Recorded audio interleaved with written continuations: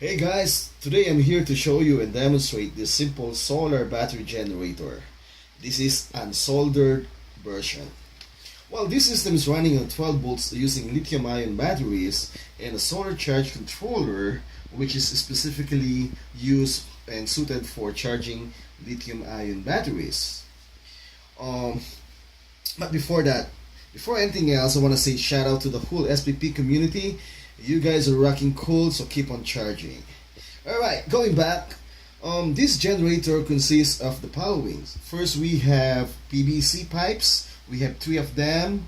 And PVC serve as the housing of for our batteries.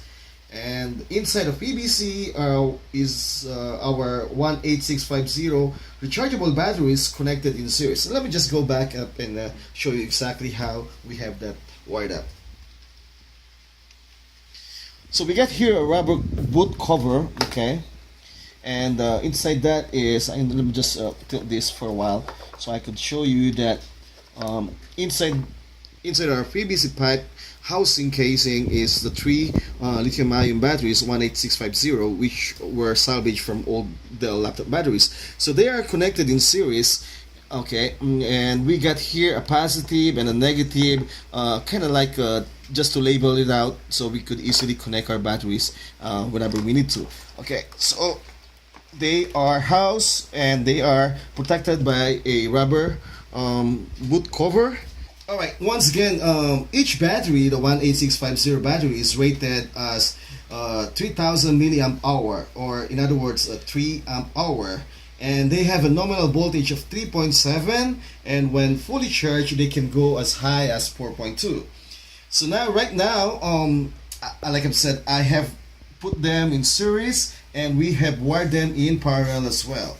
So in that case, whenever you put it in series, the voltage increases. So imagine if we have a nominal voltage of each battery cell 3.7.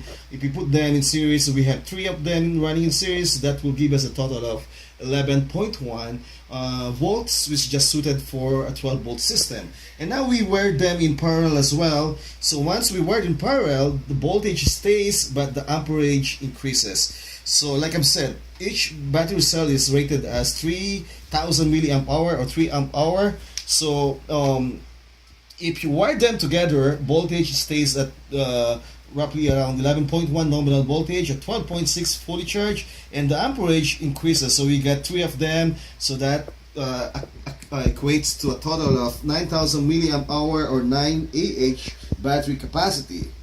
Well, that capacity is just good enough to provide for my needs, because right now this one is intended to be used for providing lighting for our kitchen, toilet, and of course charging our mobile phones and USB gadgets. Now let's talk quickly about the components here. Aside from batteries and the housing, the PVC housing, we have here our solar charge controller. It's a pulse width modulation type.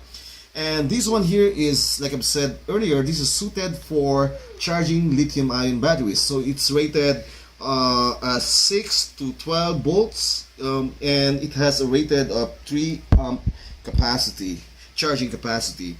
And of course, aside from that, we have here a bunch of other components. A DC breaker, which is then connected to my solar panel. So anytime I wanna do some testing, or I want to do some troubleshooting on my solar panel, I can just turn this out or turn this off, and I can do some troubleshooting on my solar panels. Just kind of like isolate the connection here.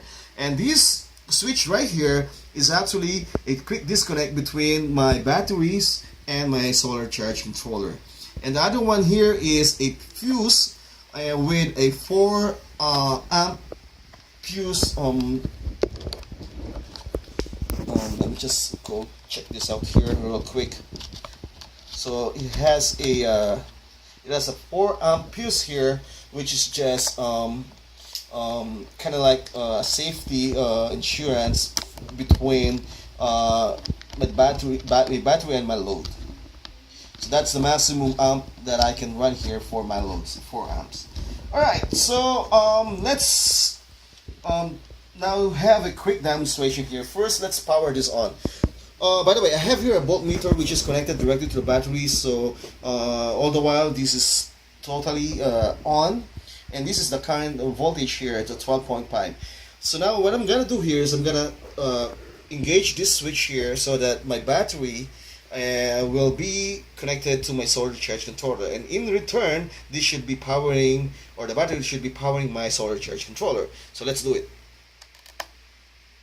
And then it goes beep here, and then suddenly it goes to power. So now our solar charge controller identifies that our system is running on 12 volts, so it adapts the charging capacity to our 12 volt system here.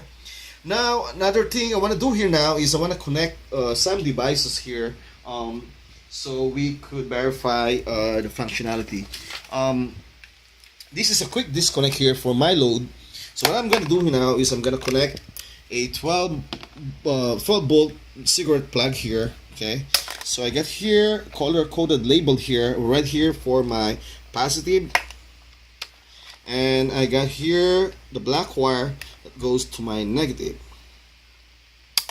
Alright, so now the next thing I'm gonna do is I'm gonna put this cigarette charger here, 12 volt charger, where it has some couple of USB slots. So I'm gonna try charging now my phone and see whether it will work. Now it's charging here. Okay, so it's charging, and the voltage from 12.5, as you can see, goes down to 12.3. So that's still okay, because you know, we have load now here. So let's try to do other. Let's try to connect other loads as well. Hey guys, so we're back here. Now let's try to connect a lighting here. Well, the idea here is that the reason why, like I said, the reason why we have here is we're gonna provide, this one should provide some lighting. And over here, as you can see, I have wired up. It's a bit messy right now, but we're gonna work on that connections later on. But this is a 12 volt DC lamp here that we intend to use. So later on, this other light here, which is getting power from the grid here, okay, will be no longer used once we have this DC light commission. So what I'm doing now is I'm gonna go back here, okay, the cable here coming from our DC lamp, positive, negative. So let me just go disconnect this for a while, okay. I'm actually thinking of putting here like a terminal block so I could easily connect all those devices in one piece. So for now, connect this negative or positive right here on the load, okay, and then connect the negative here on the load, okay. So we're still running on 12.5. Now let's turn this switch right here and see whether it will light.